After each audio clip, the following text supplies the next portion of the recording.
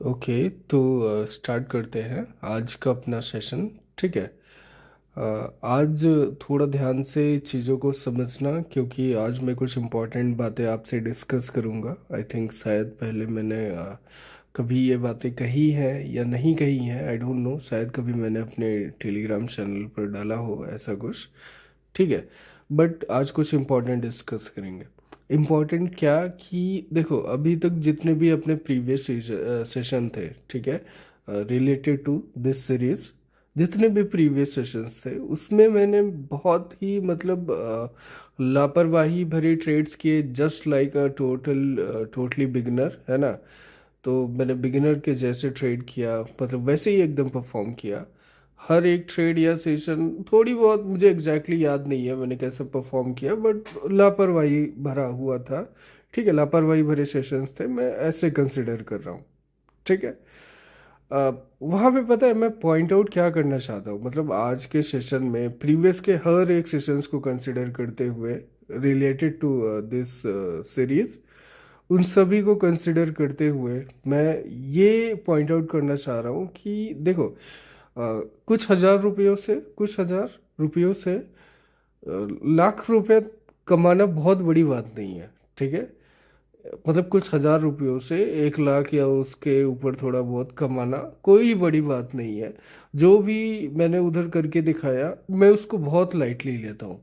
ठीक है। जब नया नया था तो मुझे ये चीज़ें बहुत अच्छी लगती थी, बहुत बड़ा अचीवमेंट लगता था, बट इसको मैं बहुत लाइटली लेता हूँ।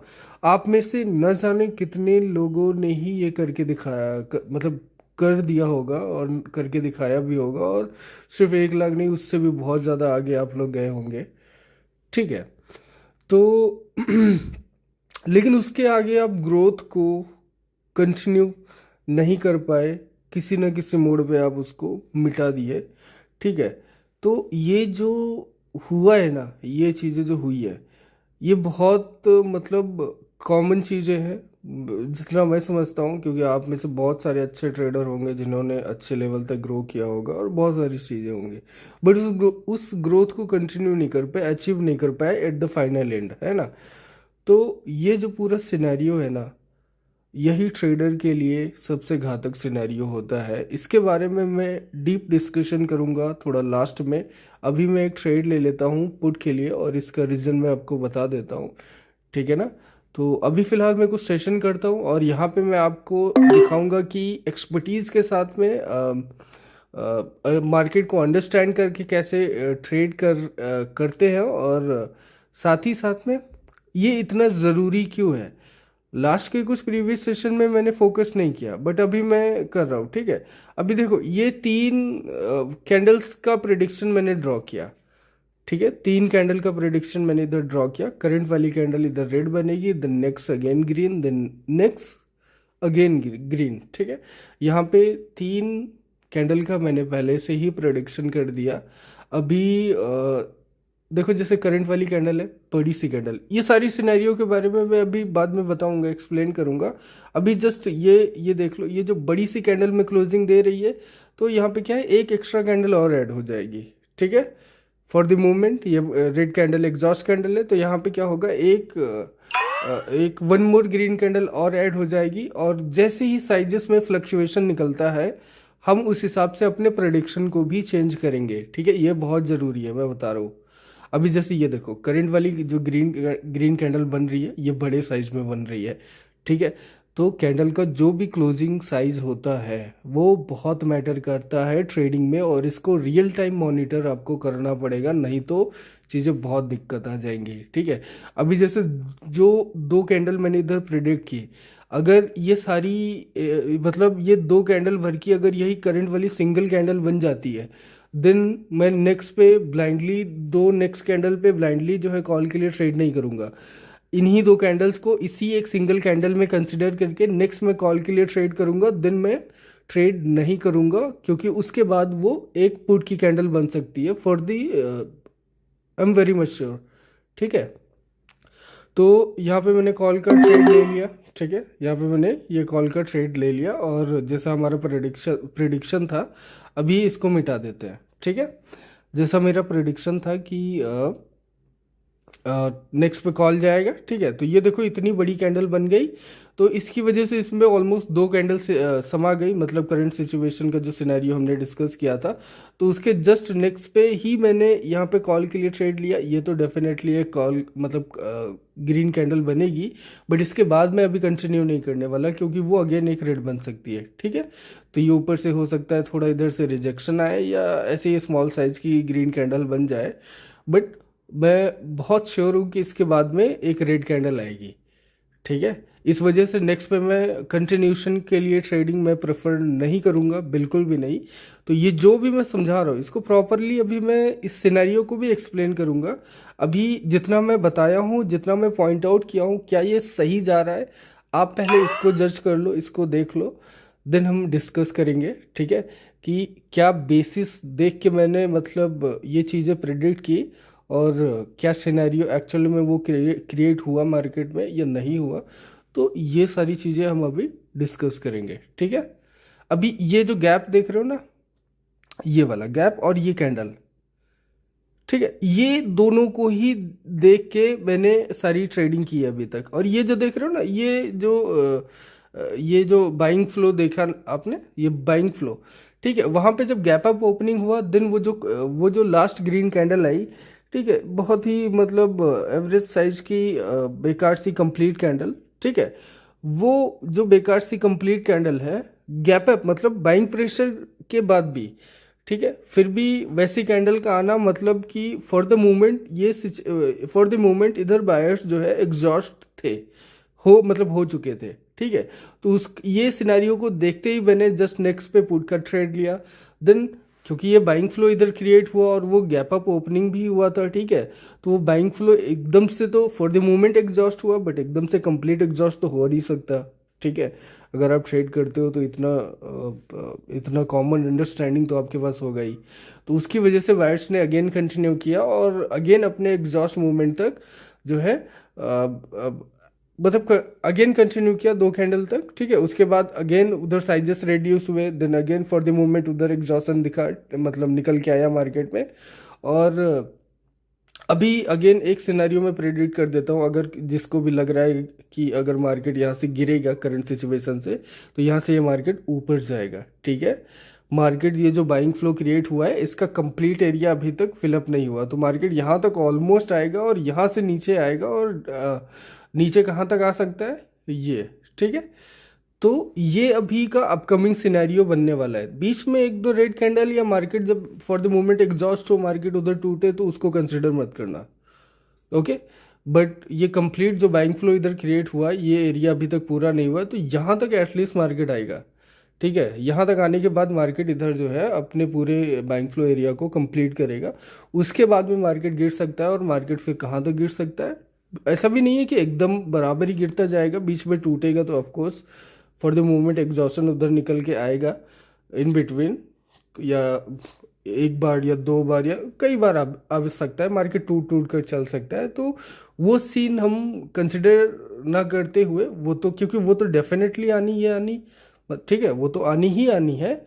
तो उसको एज ए मतलब ट्रेडिंग को मतलब उसको हम कैंडल्स के साथ या मार्केट के साथ कंसिडर करते हुए इतनी नेचुरल नॉर्मल चीज़ें तो हमें पता ही होनी चाहिए, ठीक है।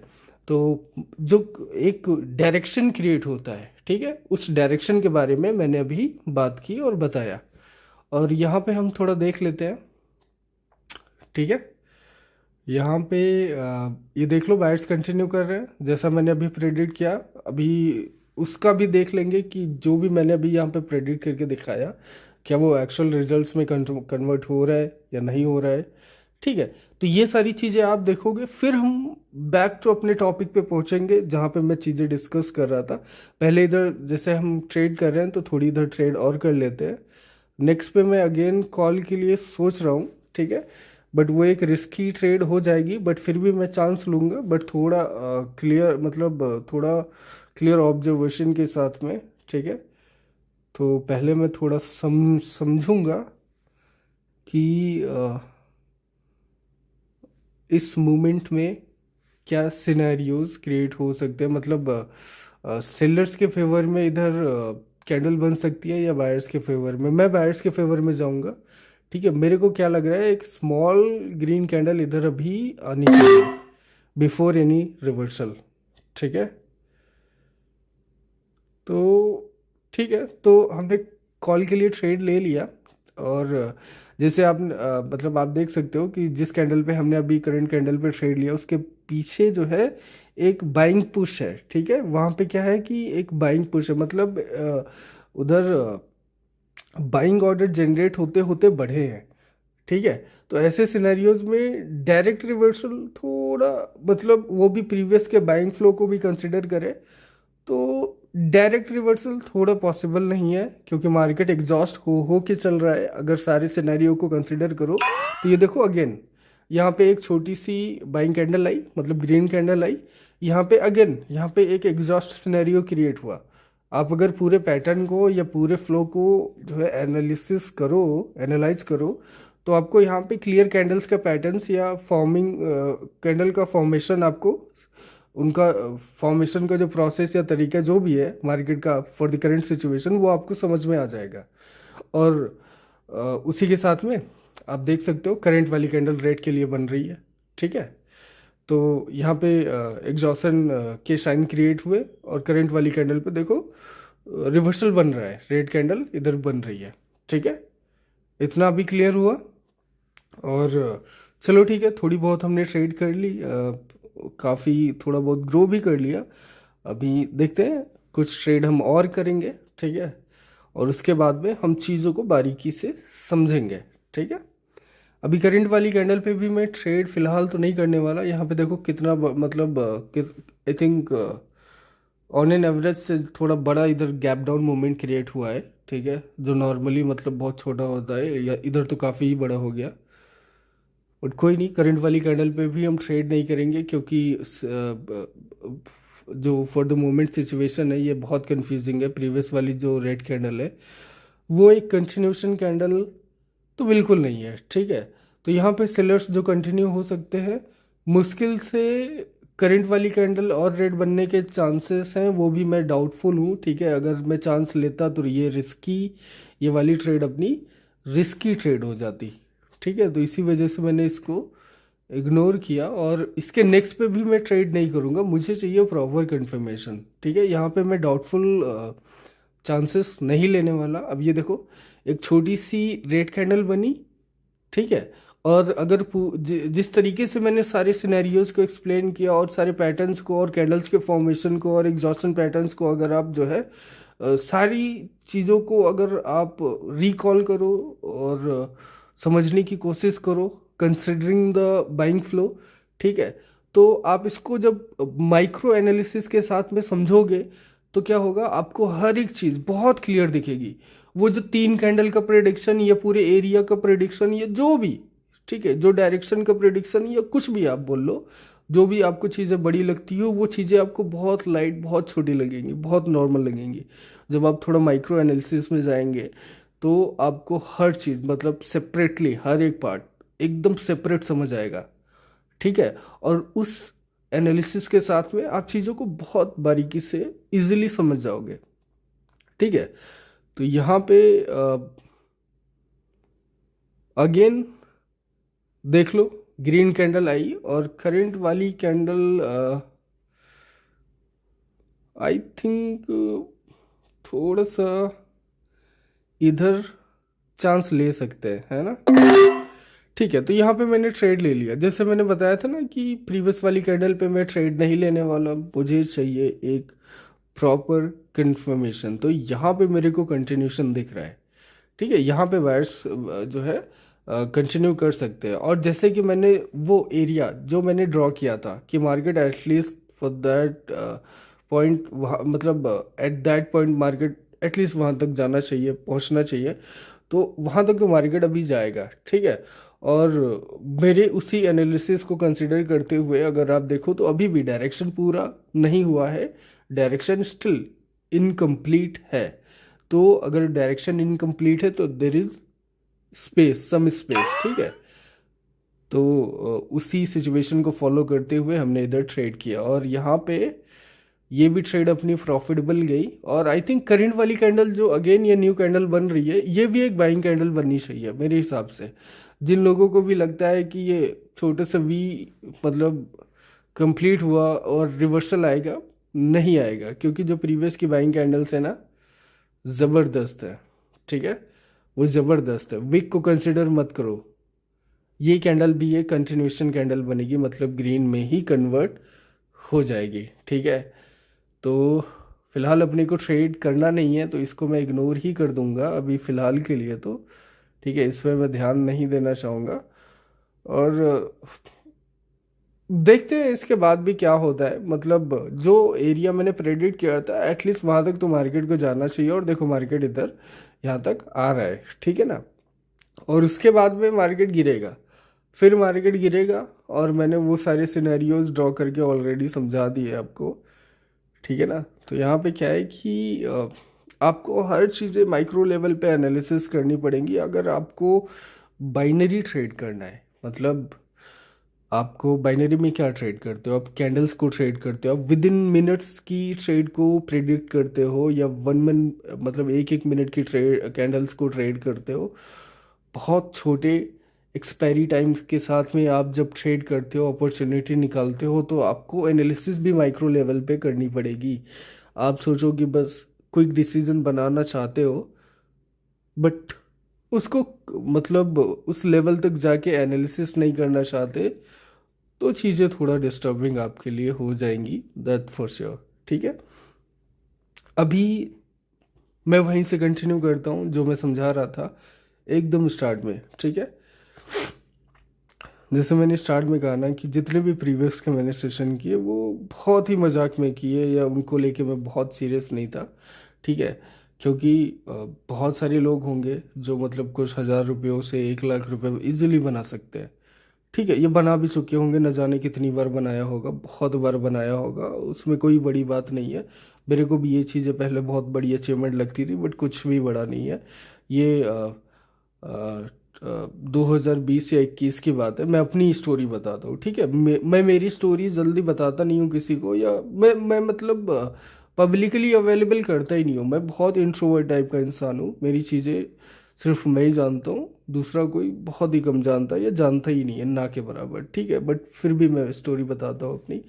ये 2020 या 21 की बात है, कोटेक्स नया नया आया था, और उस टाइम क्या था कि मैं ट्रेडिंग के साथ में ट्रेडिंग के साथ में सफ़र कर रहा था। मतलब मैं पैसों की थोड़ी डिस्टरबेंस भी थी, और जो ट्रेडिंग थी वो थोड़ी मतलब ट्रेडिंग भी मेरे को उतनी अच्छी नहीं आती थी, ट्रेडिंग के साथ भी मेरी सफरिंग चल रही थी काफ़ी। बट पता है उस टाइम पे मतलब सीख रहा था, मैं अच्छा सीख रहा था, और मैं अच्छा ऑलमोस्ट सीख भी गया था। ठीक है, मतलब मैं उस कंडीशन पे था कि मैं बढ़िया पैसा कमा सकता, कमाने लायक मतलब हो चुका था। और उस टाइम पे वही क्या है कि दिसंबर लास्ट की बात है।